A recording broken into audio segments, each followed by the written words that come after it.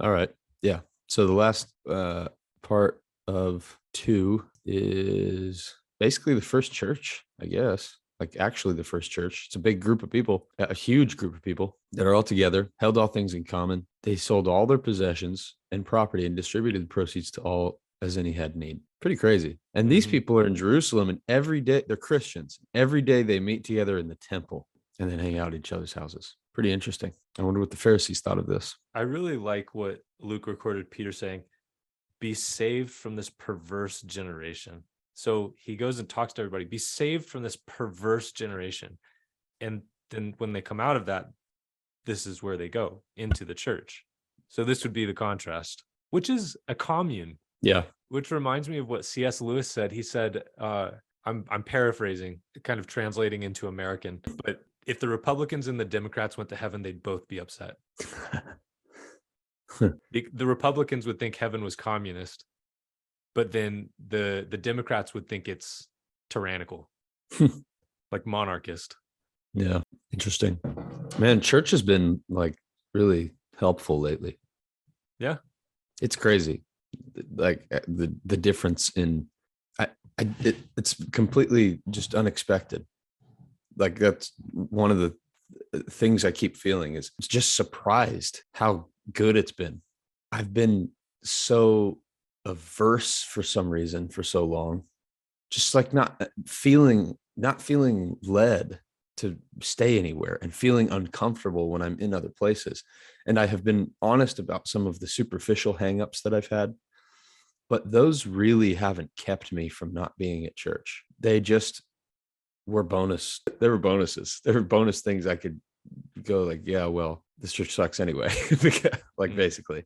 But it was something else that made me feel like either sometimes very uncomfortable at a church, depending on the church, but also at best, just not feeling led to stay there, feeling like this is not my place. And maybe that was with a fault within myself. Maybe I was creating some of that within myself because I was not willing to make a commitment to a place. And so, but then there have been scenarios where I felt very uncomfortable, where I've actually even wanted to be in more into there's one church specifically I'm thinking of that I wanted to like the church a lot. And something in me was like, nope. And then I kept getting some weird confirmations outside of that from people associated with that church that made me also feel very uncomfortable and feel like this is like what you're talking about with Tony Robbins and doing this for money. Mm-hmm. I'm like, these people are like setting up their marketplace in the temple is what it feels like, because it feels very money motivated and playing on the heartstrings of Christians. And so then you're saying lately are you still going to Watermark? We're still going to Watermark. And can't think of the right word, but basically by your reference.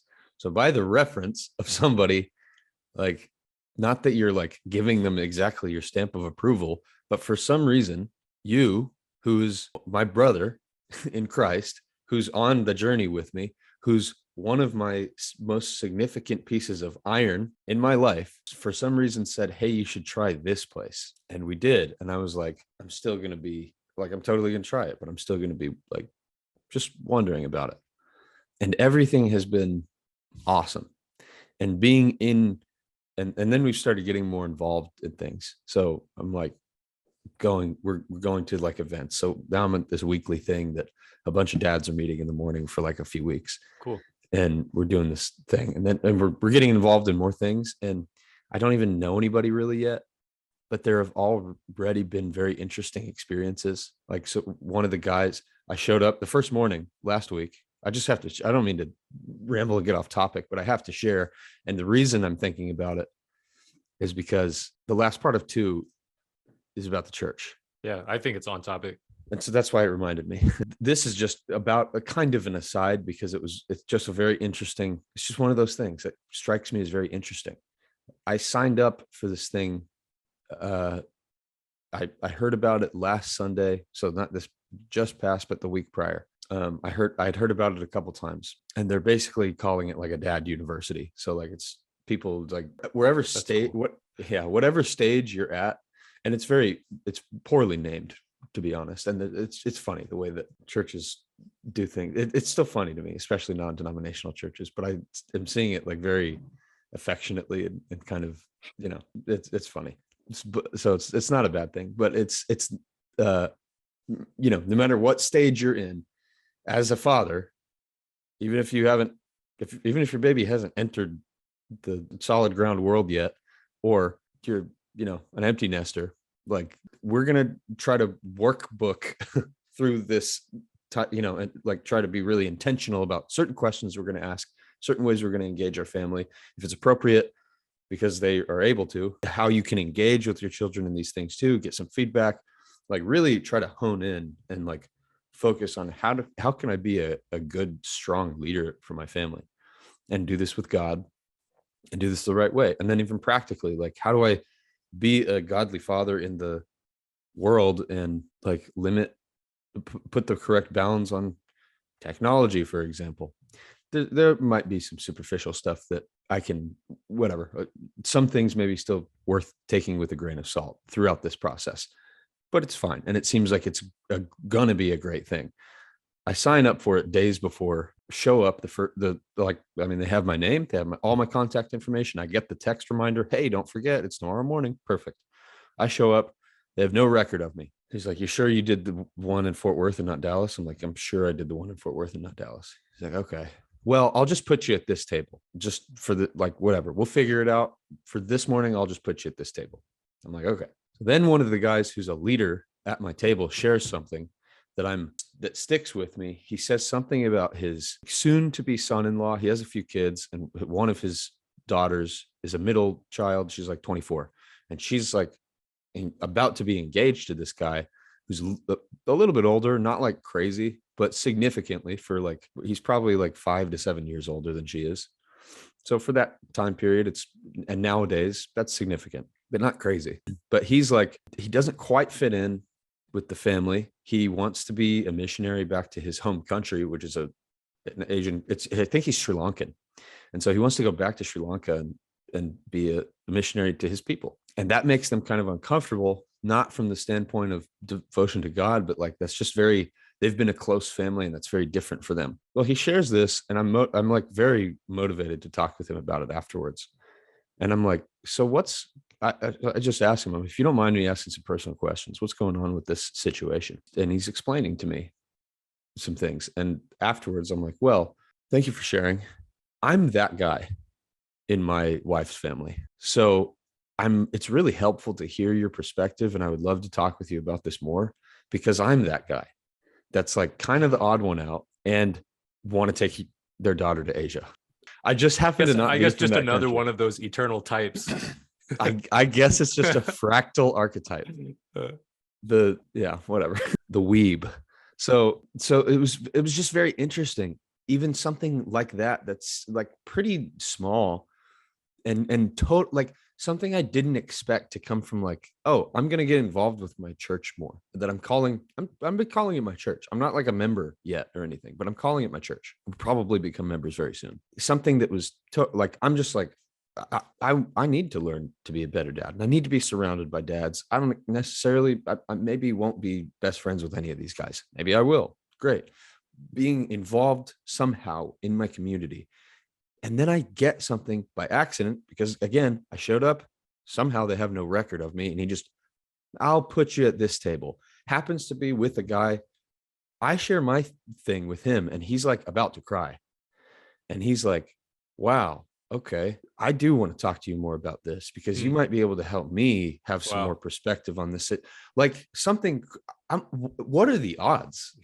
What are the odds? And that would have never happened if I hadn't gone and been a part of the Christian community and understand that like, it's not going to be perfect. It could maybe be, but don't expect it to be perfect. Just do the thing. Just go get involved, be around the people. And if it's not perfect, then stop bitching about it and be a force of change, like be a leader and lead by example. Right? Good, man. I'm glad that you're saying that, because I think I need to hear that.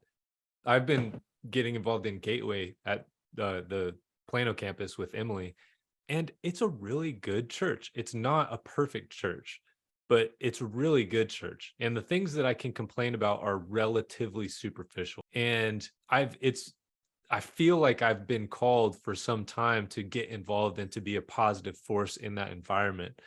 But the fear is I hear people say things that are superficial Christianity, like cultural Christianity kind of stuff. I hear people, I mean, this is Mm. a silly example, but it does actually bother me. I went to church this last Sunday and there were a couple guys talking, and one of them was like, "Amen, brother, amen." And I'm like, "Ooh, I hate that." Like, and I think, if I hang out with you, am I going to start saying that too? Like, am I going to hold strong for like, 3 months, and then it slowly starts to creep into my vocabulary because I start to like them and I want to fit like, it's like, are you going to infect me with this cultural nonsense? I'm gonna meet you at a coffee shop and end up saying that. Yeah, like, so, but that's not a good reason to not get involved. And one thing I told you about this conversation that I had with Felix the other day, and one thing that he said is he reflected on a memory from when we were in our earlier 20s, and he was sitting. This is not a memory that I shared with him, but it's a memory he shared with one of our other mutual friends, and it was probably like it was like 3 a.m, and they're sitting on a front porch after like probably they're taking a break in probably like a 6 hour gaming session. After like a couple hours, they're taking a smoke break. And so they're sitting on the porch smoking weed. And our mutual friend goes, "Man," just out of the blue, he's like, "Man, when these guys," and he named two guys that were their like their youth group leaders. They grew up in the same church like all their life. And it's where I met them. It's the same place they went to school, all like from kindergarten to and graduated from that school, high school. And that the church that the school was associated with had these youth group leaders that they basically grew up with, at least like middle school and high school, a significant portion of their life. And so he's like, "Man, when these leaders were our age, they were leading our youth group."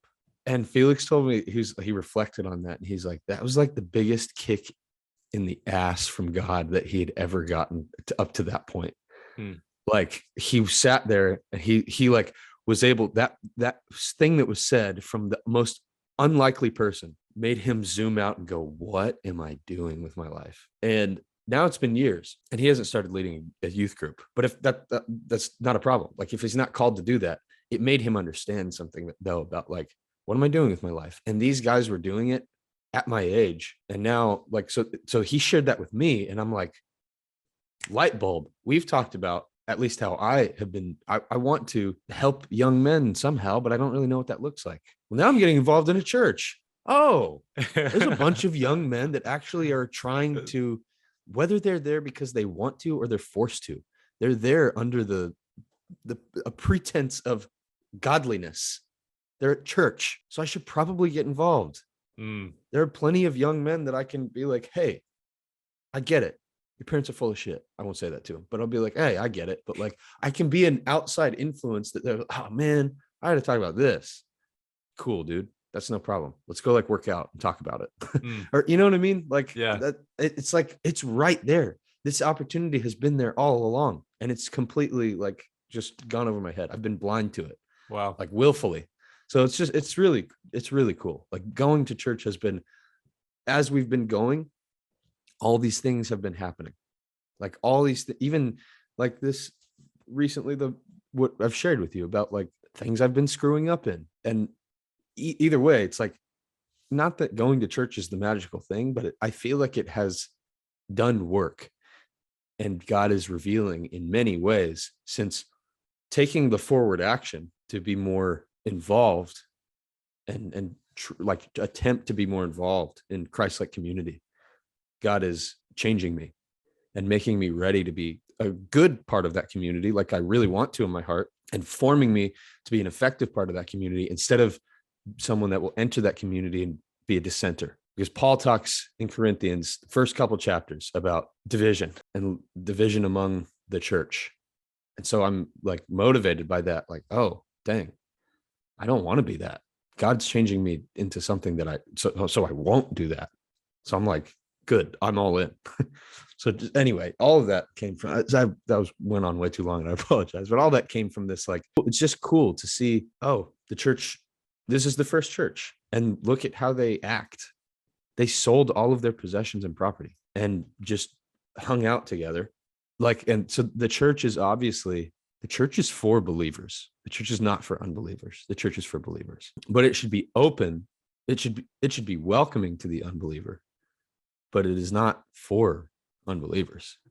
It is for believers. And so if a church is focused on gaining conversions, that seems to not be the right move. Exactly. Like, go out and bring people in. Understand that people probably will show up though. And so it should be welcoming. People will probably show up. They will be led to you. But it seems that shouldn't be the focus. The focus is it's a common place for everyone to worship God and be in fellowship together and do it correctly, not be satisfying poor desires. And when something happens, Paul said, when he talks about he's like, here's something that's going on in your church, Corinthians. A guy is like having an affair with his stepmom. He's sleeping with his father's wife, and you're not doing anything about it. You're like prideful about it almost, because you're not doing anything about it. You should cast him out of the church because he is he's letting sin enter your church. It's like, it's just interesting the way Paul is like, so he's hard about things. He's like, this is for devoted believers. If someone is devoted to sin, he says, cast him away to Satan and let Satan have his way with him, so that his eternal soul won't be damned. Like, the way he says it is crazy, and seems like it almost seems contradictory, but it's almost like he's saying, cast him away because he'll probably somehow be saved through that. It reminds me of something Daniel says. This is Daniel 11:35. Some of the wise will stumble so that they may be refined, purified, and made spotless until the time of the end, for it will still come at the appointed time. He says they will stumble so that they may be refined. Yeah. So anyway, there's church stuff. When even Jesus was bringing something very different, and he brought it to the temple. Well, anyway, maybe we can get back to. Yeah, sure. I didn't mean to take us on a roller coaster ride, but I found that very valuable, and I'm going to take some action today, and I'll let you know what it is, just for the sake of accountability, because that's something that I need to do also. I also can't do anything effectively like this unless I, so to speak, join that church family. Like, I have to be part of the church somehow. I have to get more involved than just like, oh, I went to like a class that you opened to like the public as well. Like anyone that is, anyone can come to this thing as long as you want to show up. Yeah, because Watermark has I think a pretty serious membership process. Oh, well, like where right. I think better start it. Like they take membership pretty seriously. Yeah, I went, which I like. I think that's cool. It is pretty cool. Yeah, there was a membership. It was few weeks long type of membership process for my home church in Arkansas. That was like, basically you had to attend like classes for like 4 weeks that like taught you like, hey, here's what our church stands for, but then also like, where are you at?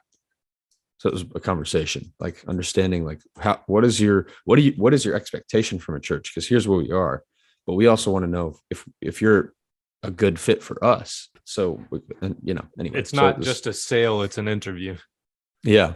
So it's interesting. And I have the sense that Watermark has a similar thing. And so I'm wondering if a lot of non-denominational churches have a similar thing. They probably do, but I don't know. So I'll do that as well, because I need to take some action. But maybe we can read a little bit of 3 before. Yeah, cool. We turn in for today. We've still got half an hour. Yeah. How about, can I take 3, like the first 10 verses? Okay, so they've all been hanging out together. The Lord was adding to their number day by day, those who were being saved. Now Peter and John were going up to the temple at the 9th hour, the hour of prayer. And a man who had been lame from his mother's womb was being carried along. whom they used to set down every day at the gate of the temple, which is called Beautiful, in order to beg alms of those who were entering the temple. When he saw Peter and John about to go into the temple, he began asking to receive alms. But Peter, along with John, fixed his gaze on him and said, "Look at us." And he began to give them his attention, expecting to receive something from them. But Peter said, "I do not possess silver and gold, but what I do have, I give to you. In the name of Jesus Christ the Nazarene, walk." And seizing him by the right hand, he raised him up, and immediately his feet and his ankles were strengthened. With a leap, he stood upright and began to walk, and he entered the temple with them, walking and leaping and praising God. And all the people saw him walking and praising God, and they were taking note of him as being the one who used to sit at the beautiful gate of the temple to beg alms, and they were filled with wonder and amazement at what had happened to him. So this is something that's been on my mind lately. You and I have talked about healing. Yeah. So it's also been on mine because we have talked about it. So it's hard to, go ahead. Sorry. This is presented as a historical event, like not a symbol, not a metaphor, not a myth, but like an actual thing that happened. Is that there's a man who was born lame. They healed him by saying, "In the name of Jesus Christ of Nazarene, of Jesus Christ the Nazarene, walk." They healed him, and he's leaping and praising God, and everybody saw him, and they knew that he was the guy who used to sit at the gate and beg, and they were filled with wonder and amazement. Okay, so the Bible tells us that this can be done. I prayed for my dad, and nothing happened. This last Sunday, I like to go up after the service and pray with them, like they offer, and there are people up there. So pretty much every week I go up and I, give them some kind of prayer request. So there's a guy named Marty that I pray with from time to time. And I talked to him, got his prayer, and then I asked him, "Is there anything I can pray for you?" Well, Marty has a lame, like kind of a gimp leg. It's like the bone and the muscles are messed up. He's always like that. He walks with a cane. And he said, "Will you pray for my leg?" Because the pastor of the church had just taught a message. His series that he's preaching is called Divinely Human. And he's saying, if Christ lives in you, then you are at least partly divine. Like there's something divine inside of you that can do miracles, that can heal even. He specifically mentioned it in the service. And so Marty says to me, "Will you pray for my leg to be healed?" I said, "Okay." And so I prayed, and then he kind of like hops on it, and he's like trying to test it out, and it's still bad. So none of that means that God can't heal, but it does beg the question, why didn't it work? Why didn't it work with my dad? Why didn't it work with Marty? Like what? Yeah.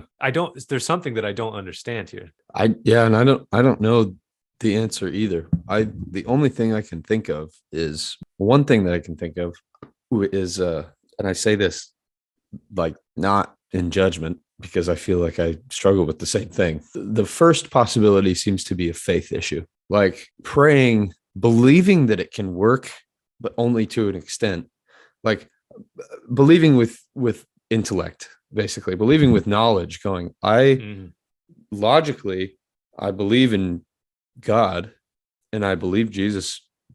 I believe his testimony as truth. I believe he was the Son of God. He died and came back from the dead, and he was the savior of sins. Like I believe the right stuff, not like, and I do actually believe that stuff. So then Jesus said, I can do these things. I should be able to do these things. Logically, I should be able to do these things. But when I'm praying for these things, am I like in authority? Like, do I know this is going to work? Do I know it? And actually, like really, really, that's where the belief really comes in. It's not just like, here's my knowledge that I have that logically should work. It's, do I actually believe it and know that it's going to work? And it's like, I do believe it, but I can't help but, at least for my sake, say that when I've prayed for healing, there is a speck of doubt, because at least a speck of doubt. Like I won't even, I'll just, at best, there's a speck of doubt, but there's most likely more than just a speck of feeling like, I know it can work, but feeling for some reason, like, can I be the one to actually perform this? Is it going to work when I do it? Like, and feeling like part of the doubt being like, if it doesn't work, then like, what does that mean? before even praying the thing, like assuming. But like, what happens when I finish this prayer and the thing's still messed up? What does that mean? Like, I'm assuming it's gonna. There's something there that I've really struggled with. I feel like it's a faith issue mostly. I hope that's the only thing, and I hope that like through this journey we can get over those things, and we can just act in perfect faith. And I think that we will be not maybe not healing everyone around us like Jesus, but maybe like we will understand where our mission lies appropriately and go heal the right people and not question it. Or So maybe we will be able to just pray for our dads and our dads will get better. I don't know how it exactly works. I it, I relate to what you're saying about the speck of doubt, because when I went to my dad, I told him, Preston and I have been talking about healing, and I'm hesitant to try it with someone else because I don't want to put God's reputation on the line and basically make God look bad. And my dad said, you can't make God look bad, so don't worry about it. And I said, can I, like, basically, I'll pray for you as long as you won't hold it against God if it doesn't Mm, work. That mm. was how I did it. And then when I prayed, there was actually a moment of faith, and I felt like something was happening, but then I allowed doubt to creep in. I entertained it after. So I don't know. I don't know what would have happened if I had not done that. And then same with Marty. I mean, even in my prayer, I said, God, I'm not holy, but you're holy. I can't do this, but you can do this, which is, I don't know. I don't know. Versus this, what my only situation that I've ever experienced, which is not exactly healing, but like kind of almost. There was something where I was actually almost out of my own mind because I was so emotionally impassioned that I wasn't even trying to do it. I was just so impassioned by faith and I wanted it so bad. And I asked for it, like really actually pleading, like, please just do it. I know you, like, there was no doubt within me. I was in Honduras. And so I had Mhm. been a little bit, I think I've shared this with you, right?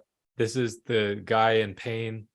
There's a kid and he was getting his tooth removed. His teeth keep breaking when they're trying to grab it with the plier. And he's like freaking out, but it's like also just a tooth. It is like, it was bad, but it wasn't like, it was a weak tooth, but it wasn't anything. It really wasn't that crazy. So meaning I looked at this kid and I just felt so bad. And I was there like helping the dentist hold the kid. I felt so bad. I was like, this is breaking my heart right now. And in a moment, noise all around, no one heard.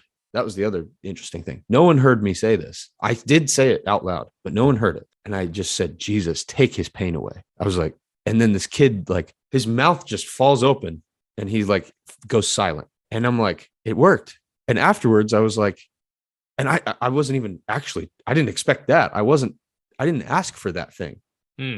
but it looked like Jesus took his pain away, at least enough for them to get the job done. And the dentist kind of takes a second. She's like, okay, I don't know what's happening here. And she gets the tooth out. And the kid stands up and he walks away. Like, he didn't pass out. Because afterwards, I'm like, did that just really? I'm like, tears running down. I'm like, did that just happen? Yeah. He didn't pass out. He didn't like go into shock. It was a tooth. He was like crying because he's a kid and he's getting a tooth pulled, and that sucks. But like, it wasn't, there was no like, I went through the thing, like the possible doubtful interpretations of what happened. Like, did that actually happen, or was it just a crazy coincidence and the kid goes into shock? But like, that's not what happened. And no one else even knew. Everyone around me is like, just they're focused on the kid because it was loud. I said it and it was kind of under my breath. But so that's like the closest thing that I have that that I've experienced. And it was in a moment of total faith. And it was a moment in a moment where I was so emotionally distraught that I just wanted it that bad that there wasn't any doubt. Like, it was just faith. And I just said it faithfully and it happened. And that's the closest thing that I have. I was talking to my parents about this the other day, and my mom, when she was a kid, was pigeon-toed. Her feet were turned inward, and her mom took her to some kind of like healing event, and they prayed for her and she was healed forever. And then apparently my grandma, when she was 19, went to I think they called it like a Nazarene tent revival. She went to one of those things, and she had like pizza face acne, like horrible, like monster looking acne on her face. And they said, does anybody need healing? And she went up and she asked for her skin to be healed, and they prayed for her. And not immediately, but like in very short order over the coming days, her skin was healed, and it was flawless. Like, it was like, my mom she told me it was the kind of acne where you see someone like that and you're like, you're going to be scarred for life. And you've seen people's faces scarred by acne, like all over, pockmarked and everything. Well, she said her mom's skin was porcelain. It was Wow. perfect. Wow.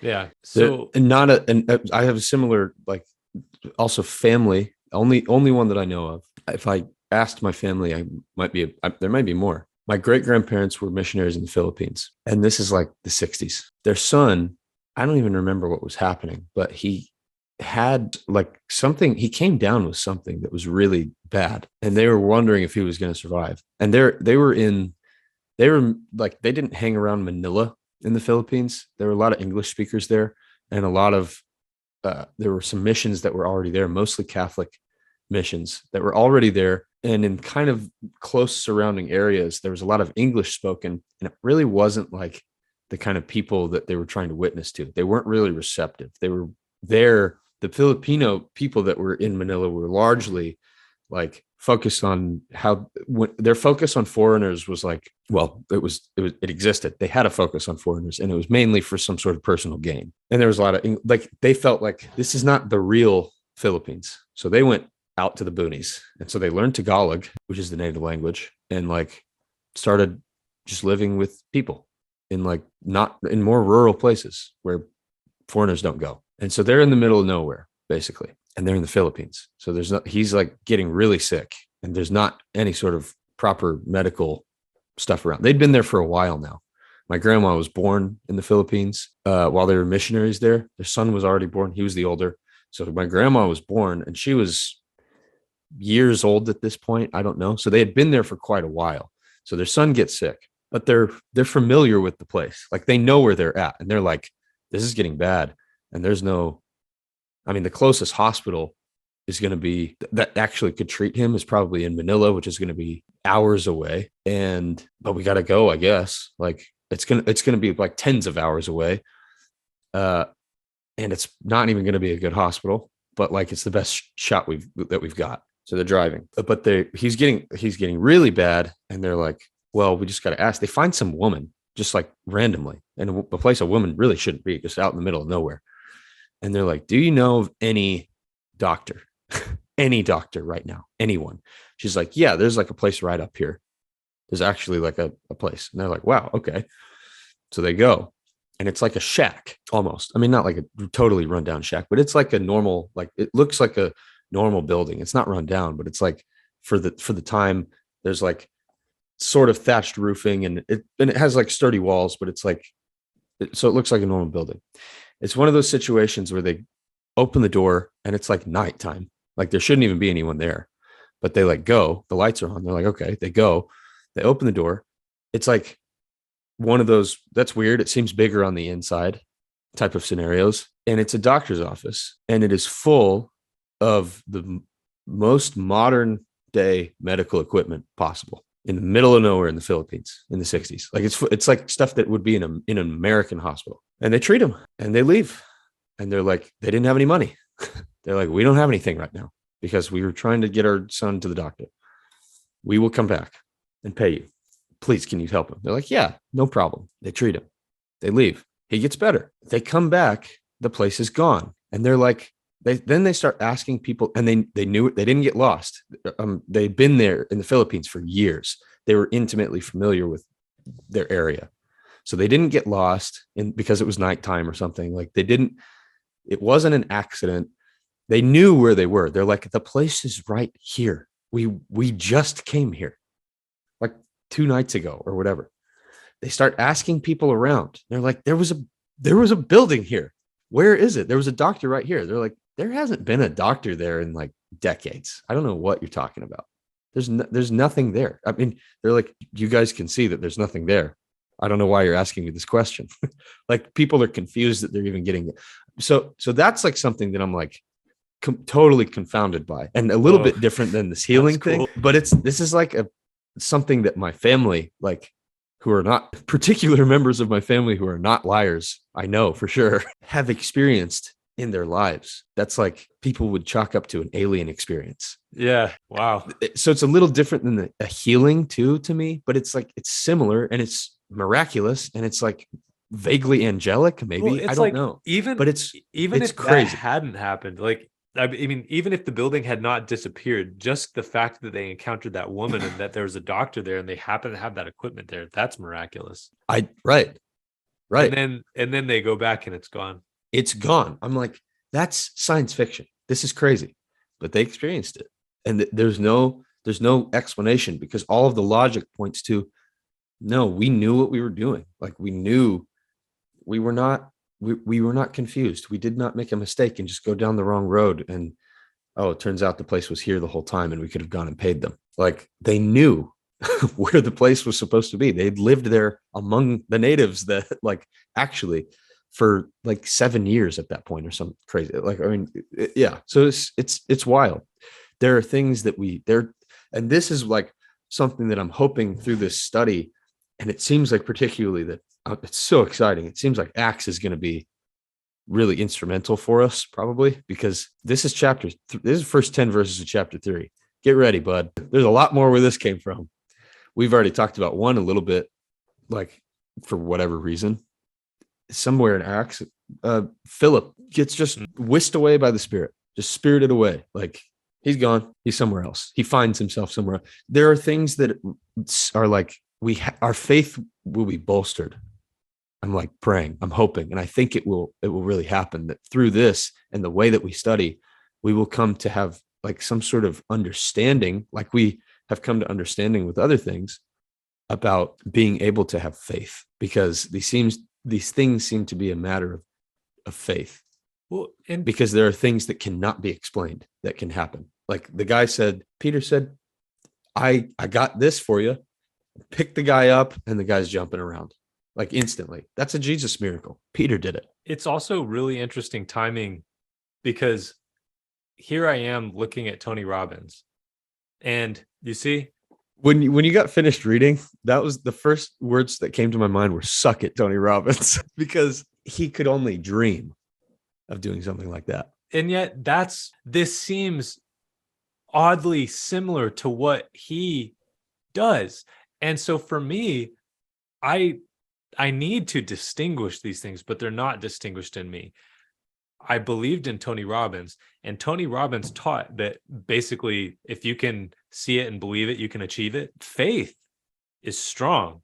I mean, and maybe that word is misapplied in this scenario because I don't really understand it. So, excuse my language if I'm not saying this correctly, but like believing that things can happen and then watching them happen through the power of belief, that is strong in Tony Robbins' world. That is something that I learned from him that I never learned in church.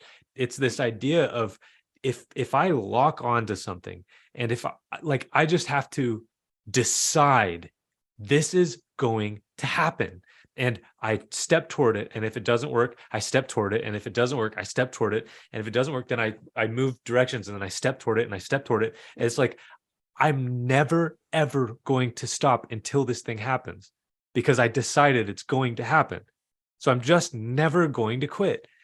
And it's like that belief, and I'm speaking from like the Tony Robbins kind of perspective, that belief is what gives you the certainty to continue stepping toward the thing until it actually happens. And so it does give you the power to make it happen. Although he talks about, I mean, this is maybe just sophistry, but he talks about people came to his conference and then they went home and they started acting like they had won the lottery, and they started telling people like, we won the lottery, and then they won the lottery twice. So goes his story. My point is not whether or not the story is true, but that he teaches people believe it, act like it's already happened. Joe Dispenza is a new age healer, like a new age spirit healer kind of guy. And he teaches people, believe it and like celebrate it as if it's already happened. Like experience the joy of being already healed. And so when I left that world of Tony Robbins, like some of my friends were into Joe Dispenza, so I'd encountered him. I was like, oh, I just need to stick to the truth. I'm safe in the truth. And Jordan Peterson was my foil, who taught me, if I submit to the truth, then I can trust that the truth will take me in the right direction. So I'm not the one making things happen. I'm just allowing the truth to guide me everywhere that I go. And that's what I've been practicing for the last like 2.5 years or whatever. And now, but then I look at, following the truth has led me to the Bible. And then Jesus says, when you pray, believe you've received it and you will. And I'm like, that sounds like Tony Robbins. But there's some difference because Tony Robbins is far from Christ. Like, so it's just confusing to me. Well, and it makes me think of some other things that we've encountered or discussed based on things we've encountered in our study. We've talked about like God's like codification of reality, in a sense that there are rules, that even this is a rule. So even if it's something that like Thomas Aquinas, actually, I just got Thomas Aquinas's complete works. You got the Summa? I got his complete works, which is like 20,000 pages worth of material on a Kindle. And I'm like, cool, this is going with me this is going to be and same with Augustine. I'm like, they're both about 20,000 pages long. And I'm like, this is going to be a long read. Yeah. But those are, if I only complete these 2 books this year, I will be happy. That's all I care about. I got these 2 in the Bible and I'm good. And I probably won't this year, but that's fine. My point to that was Thomas Aquinas says something along the lines of things can seem contradictory or seem like it's based on our low resolution view. It's based on our human intelligence that we don't have this understanding.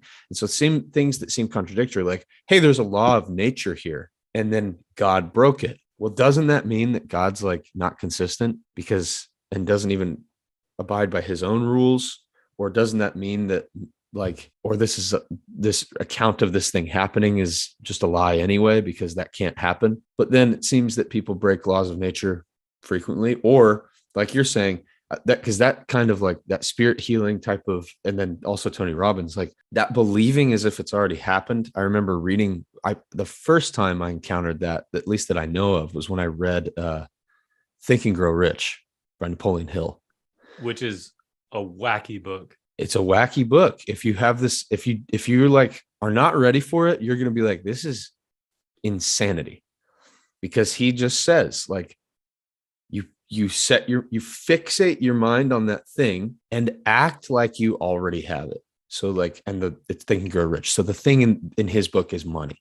Set a specific dollar amount, and even take like practices every morning when you wake up and every night before you go to bed. Visualize the amount of money. Visualize what it would feel like to have it in your hands. Like visualize the things you could do with it, the things you're going like, and think about them, affirmations type of like thing. And then think about them as if you already have it, and imagine what you're going to do with that money, and think about it's all that same kind of stuff. It's all like putting your mind in this one direction and believing it so hard and tricking your mind almost into it exists. And so this is reality, and then reality conforms around you to fit that. Right. That's very Tony Robbins. And Napoleon Hill wrote that book like probably 80 years before Tony Robbins was even born. Right. So again, wasn't new. Tony Robbins didn't come up with it. No, he's been around forever and used it. Right. So my point is there's obviously something there. And a lot of people are talking about this kind of thing in increasing number. I've heard more of this type manifestation. of like, it's such a normal part of popular vocabulary now. That wasn't true. Like even 5 years ago, I never heard this kind of stuff. Although I wasn't maybe in the same circles, but I'm getting this stuff on YouTube from random people all the time, or just like recommendations where people are talking about this like regularly. Business people, like successful business people, are just going on podcasts and talking about this type of thing like it's normal. So there's something there, and I'm not sure exactly what that is. Part of it makes me think, well, okay, on one hand, when you set, like, so for physical things, that this makes a lot more sense, like normal things and desires, it makes sense that you fixate on the thing, and your life actually, instead of, it's not really reality conforming around you, it's more like your life forming and orienting around that thing, that goal that you're setting your mind to. And so it's like the yellow car, the yellow Porsche, or whatever you, when you like are focused on this thing, you see it more clearly and more regularly. So if you're fixated on a goal, then and actually really fixated, like you're giving yourself to that goal and you're brainwashing yourself to become one with that goal, basically. If you worship it. Yes. That you will find a way to get to it. Like now your reality is now all about that thing. And so you will see opportunities to get that thing that you never saw before. So when it's about money, it's like, no, you can think and you can do this practice all day as much as you want. The money is not going to show up in your bank account. It's not just going to appear. You still have to do things. So what does that mean? The things you're doing are getting you to that thing and getting that money in your bank account, getting that money in your hands. You're being faithful to it. So and you're still having to take action, but you're just seeing, you're able to take actions. You're seeing new actions that could be taken in order to get that thing that you never saw before or never were willing to consider.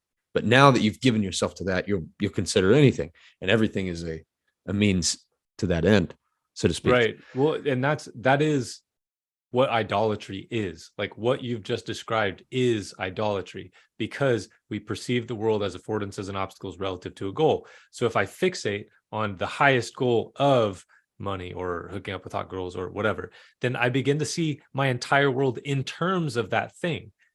I see, like when I target it and when I give myself to it, I see affordances that I didn't see before. I see obstacles that I didn't see before, which means I can solve those obstacles. Like I can find a way around them and I can move toward the thing. But that's worship. And so then what we're talking about here is worshiping God. And well, it seemed, where I was going with that is, it seems like there is some sort of supernatural code almost to this thing that doesn't necessarily, like, as if God has, like, we can explain it in terms like, oh, we can make sense of it and say, if you worship the thing, then you're just going to find the way you define your affordances and obstacles is now completely different in relation to that thing. And now you'll find ways to get to that thing. Logic. It's not magic. It's not like this. It takes the manifestation kind of mindset from being this woo-woo thing to, oh, it's just, we can explain it logically. Well, okay. But now take that same theory to healing, because now we're talking about things that actually break the laws of reality. So, or seem to break the laws of, like, physics, at least when we're talking, and biology, when we're talking about a guy's leg being healed and jumping up and moving around. And we know of other instances where people have performed miracles, so to speak, even just in the Bible, and they weren't using God as their power source or their fixation, but they performed acts that looked miraculous. And you've even done the same thing without God as you cured the guy's stutter. But I prayed before, though, like as it's happening, I prayed to God. And I said, I don't know how to do this. Show me how to do this. And then every step along the way was just evident to me. I keep forgetting that you prayed before that. But I was focused on that outcome, and I was just taking steps toward it. I mean, I was just, whatever seemed to me like the best idea, I tried it. And then that actually took me to curing this guy's stutter that he had for 15 years. Because like whatever was the effective path became evident to me step by step along the way. And so I'm not trying to like be going on about it. I'm trying to work through it as well. Like, I don't understand it, but it seems that God has coded some sort of like belief and some sort of faith power into the universe. There seems so even like possibly without him, there can still be some miraculous outcomes, but the best and most miraculous outcomes will only happen with him. So it's a mechanism. It's like, okay, God has created a universe with the chemical possibility of gunpowder, and then I can turn that into a firework or a firearm, and use it for a different purpose. It's harnessing a real chemical mechanism for two different purposes. And so it seems like what you're saying is there is obviously something to this mechanism, and we're rediscovering it culturally, and we're talking about it and using it. Like they're talking about manifestation and, like believing something and moving forward as if you've received it. Tony Robbins teaches it, not in the name of Jesus, although he does talk about God, although he does call God a she, but whatever. He's clearly tapping into this mechanism, and it obviously has an effect. And then my question is that not false? Like, does the power of this thing come from, if I believe something with certainty, then other human beings who are confused will follow me because they want the certainty that I have, which will then become a self-fulfilling prophecy. But that can't be the only thing that's true. I mean, I think that can definitely happen, but that can't explain everything, because that's not Jesus. And Jesus does say, when you pray, believe you've received it, and you will. Ask for anything in my name, and I will give it to you. Yeah, and I'm not saying definitively anything, or I'm not trying to. So, and I understand it probably does sound like it a little bit because the way that I'm laying it out, but I'm totally uncertain, and I'm hoping that we get more clarity. I think even just through Acts, like probably the reading of Acts, as we continue to have these conversations, we see certain things and we discuss them, or like through these conversations, I think we'll come to a more clear understanding of, because this is something that we've so far we've talked about these things before, but only somewhat. And it's only they've been more brief conversations and less frequent. And it's like we're watching Jesus do miracles, and it's a lot easier to not have these conversations because it's Jesus. Because we can go, oh, it's Jesus. And yeah, he says, ask anything in my name. And he tells us that we'll be able to do this stuff too. But it's harder to just move on and not have these conversations when we're only 3 chapters into Acts, and now Peter's doing Jesus miracles. Yeah, it's not Jesus anymore. It's the guy that like 2 weeks ago was dope. And now he's like doing Jesus stuff. It seems to me that one way that we can learn is by practicing. I mean, we know that someone who reads the Bible and does not do what they learn will not continue to learn from the Bible. You have to practice what it teaches in order to understand it more deeply. The more you practice it, the better you understand. So if we want to understand faith, then maybe it's necessary for us to practice at least what we understand. Because if we're not doing what we know, why would God reveal something else to us? If we're not being faithful with the insight he's given us. So I don't know exactly what that means, but it does seem to me that we need to be applying the things that we're learning, applying our knowledge that we have about faith if we want to learn about it. John MacArthur seems not to believe in the continued power to do miracles based on his notes. Oh, really? Meaning continued like over time, like that some of these things are specific instances, and not that they had infinite power to do miracles necessarily. Not that John MacArthur's always right, because I know for sure that sometimes he's wrong. I mean, Jesus couldn't do miracles in his hometown either, right? Or could he? I don't know. Did he just choose not to? How about this? We could pray right now that God will teach us and give us insight and wisdom, and we can choose to trust in faith that he will respond to that prayer, and then we can study. That's a great point, because that is something like, you want to talk about, prayers and healings, that's one thing. But if we're talking or we're talking about healings, that's one thing. But if we're talking about prayers being answered, I can't say that everything I've ever asked for has been answered, but that's probably been for my own good, because the broader thing that I've asked for is for God's will to be done, and to become the best man that I can be. And if the other things I've asked for had been fulfilled, it would negate the greater desire of my heart, most likely. I mean, I could definitely, there's an argument for that at least, but that God has answered prayer. That's what you've just said is something that I pray a lot for wisdom and understanding. He has found a way to give me that in many different ways throughout my life, and particularly the growth that we've had together over the past couple of years.